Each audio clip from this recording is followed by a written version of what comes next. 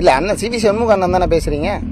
நீங்க யாருங்க முதல்ல சொல்லுங்க. அண்ணே வணக்கண்ணா, நாங்க வந்து குடியாத்தம் தொகுதி ஒருங்கிணைப்பாளர் பேசுறேன், தகவல் தொழில்நுட்ப அணி. அவன் ஏதாவது பேசிட்டு போறான், ரைட்டு, நான் விட்டு போறேன். குடிகார பையன் ஏதாவது பேசுறான், நான் விட்டு போறேன். கரெக்டுங்கண்ணா, அவரு குடியார பையன் மாதிரி பண்றாருன்ட்டு நம்மளும் குடியார பையன் மாதிரி பண்ற கூடாது இல்லண்ணா?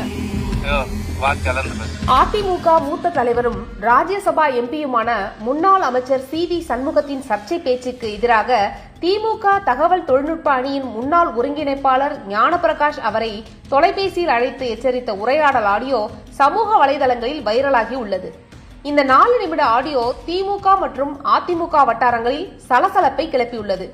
கடந்த அக்டோபர் மாதம் விழுப்புரத்தில் நடந்த அதிமுக கூட்டத்தில் சி.வி. சண்முகம் பேசுகையில், திமுக அரசின் பெண்கள் நலத்திட்டங்களை இப்படியே தொடர்ந்தால் இலவசமாக பொண்டாட்டி கூட கிடைக்கும் என்று கிண்டலடித்து பேசினார். இது பெண்களை இழிவாக சித்தரித்து ஆண் வெறுப்பு மனப்பான்மையை வெளிப்படுத்தியதாக விமர்சனத்தை சம்பாதித்தது. பல கட்சி அரசியல் தலைவர்களும் இந்த பேச்சை கண்டித்திருந்தனர். இது சண்முகத்திற்கு புதிதல்ல. இதுபோல பல சர்ச்சைகளில் சிக்கியவர்தான் இவர். கடந்த ஆண்டில் தமிழ்நாடு அரசு மற்றும் தமிழ்நாடு முதல்வர் ஆகியோரை கடுமையாக விமர்சித்து பேசியிருந்தார்.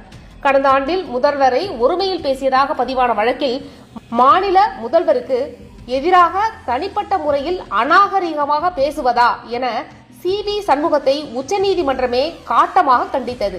இந்த நிலையில் திமுக ஐடி அணியின் முன்னாள் ஒருங்கிணைப்பாளர் ஞானபிரகாஷுடன் பேசும் உரையாடல் வெளியாகி உள்ளது. ஹலோ அண்ணா, வணக்கண்ணா. வணக்கம். யாருங்க அண்ணா? சண்முக அண்ணன் தானே? சிவி சண்முக அண்ணன் தானே? நீங்க யாருங்க? இல்ல அண்ணன் சிவி சண்முக அண்ணன் தானே பேசுறீங்க? நீங்க யாருங்க முதல்ல சொல்லுங்க. அண்ணே வணக்கண்ணா, நாங்க வந்து குடியாத்தம் தொகுதி ஒருங்கிணைப்பாளர் பேசுறேன், தகவல் தொழில்நுட்ப அணி ஒருங்கிணைப்பாளர், முன்னாள் தகவல் தொழில்நுட்ப அணி ஒருங்கிணைப்பாளர். சொல்லுங்க.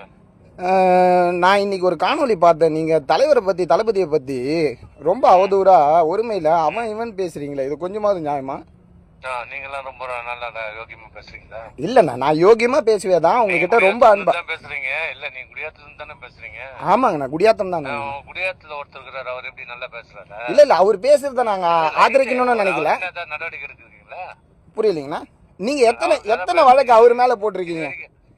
நாங்க எங்க போட்டோம், எங்க பேர் போட்டுருக்கீங்க? இது வரைக்கும் நீங்க அவர் மேல வழக்கு போட்டு அவர் சிறையெல்லாம் பார்க்கவே இல்லைன்னு நினைக்கிறீங்களா? இல்லையே. இல்ல நாங்க போட்டு வரைக்கும் ஒரு எஃப்ஐஆர் கூட ஒரு கம்ப்ளைண்ட் ஒரு எஃப்ஐஆர் போடுறது இல்லை. ஆனா ஆதாரத்தோடவே பேச முடியும் எங்களால. நான் என்ன சொல்றேன்னு, நீங்க வந்து நீங்க வந்து நல்ல ஒரு முன்னாள். ஒரு நிமிஷம் இருங்க, நான் சொல்றேன் கேட்டு. நீங்க சொல்றது புரியுது, நான் அதை பண்ணிக்கிறேன், புரியுது. ஏன்னா நீங்க முன்னாள் மினிஸ்டர், நீங்க வந்து எங்களை மாதிரி ஒரு அடிப்படை தொண்டனே இந்த அளவுக்கு யோசிக்கிறாங்கன்னா உங்களுக்குன்னு ஒரு தராதரம் இருக்கு. இருங்க, ஒரு நிமிஷம் இருங்க, பேசிட்டு இருக்க கூடாது. நான் பேசிட்டு கேளுங்க. சரிங்க. நீங்க எந்த அளவுக்கு என்கிட்ட எதிர்பார்க்கீங்களோ அந்த அளவுக்கு அங்கேயும் இருக்கணும், புரியுதா? சரிங்க. அதை கண்ட்ரோல் பண்றது உங்களுக்கு எந்த இதுவும் இல்ல, எதையும் கண்ட்ரோல் பண்றது இல்ல. சரிங்க. நம்ம அரசியல் நம்ம பேசுறோம், நீங்க நாங்களும் பேசிக்கிறோம். நம்ம அண்ணா இப்போ குடியாத்தம் குமரன்றவரு அவர் ஒரு பேச்சாளர்னு அண்ணா நீங்க சொல்ற அண்ணா அவர் பேசுறதுக்கு நீங்க சட்டப்பூர்வமா நடவடிக்கை எடுங்க, நான் வேணாம்னு சொல்ல. நீங்க முன்னாள் அமைச்சர் அண்ணா, அவரு அண்ணே நான் இப்போ வந்து கேஸ் அது சட்ட ரீதியா சந்திக்கிறத நீங்களும் சந்திக்க போறீங்க, எங்களால முடிஞ்ச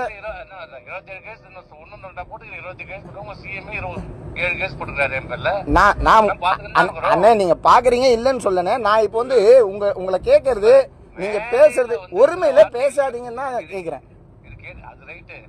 மேடையில பேசுறது யாரும் திட்டமிட்டு ஒருமையில பேசுறது இல்லண்ணா, நீங்க திட்டமிட்டு பேசுறீங்கன்னு நான் சொல்ல வரல. அவன் இவன் சொல்லும் போது நீங்க ஒரு தொண்டர்களுக்கு, அதாச்சும் ஒரு கேடருக்கு நீங்களே ஒரு தவறான முன்னுதாரணமா ஆயிடுறீங்கல்ல. பேச விடுங்க. இல்ல நீ பேசு. சரி நீங்க பேசுங்க, நான் கேட்கறேன். கண்டிப்பா பேசுறது வந்து அந்த ஃப்ளோல ஸ்பீச்லயே மோஸ்ட்லி சில வார்த்தைகள் வருதும், அதை நான் வந்து சரின்னு சொல்லல, புரியுதுங்களா உங்களுக்கு? சரிங்கண்ணா. சரி, ஒண்ணு மரியாதை எல்லாம் கிடையாது. இது சரிங்க, எனக்கும் தெரியும். சரிங்க. ஒன்னும் சும்மா சாதாரணமா வந்துடணும் கிடையாது. இல்ல நீங்க சாதாரணமா வந்தீங்கன்னு நான் கண்டிப்பா சொல்லல.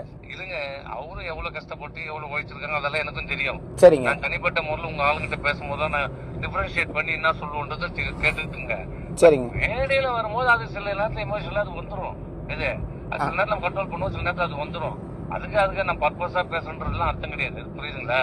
நான் என்ன கருத்து சொல்ல வர்றதுதான் பாக்கணும். நீங்க கருத்து சொல்ல வரத நான் ஏத்துக்கிறேன், அக்செப்ட் பண்ணிக்கிறேன். அரசியல் நாகரிகமா அதுக்காக வந்து போட்டு வீட்டுல இருக்கிறவங்க அவங்களுக்கு இதெல்லாம் எல்லாரையும் போய் பேசுறதுல நியாயமா?